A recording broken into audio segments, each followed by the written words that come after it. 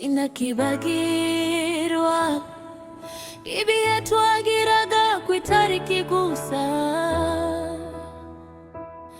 sina kibagirwa ndabakunda kandi namwe muri munzirikana sina kibagirwa ibihe twagiraga kwitari kigusa sina kibagirwa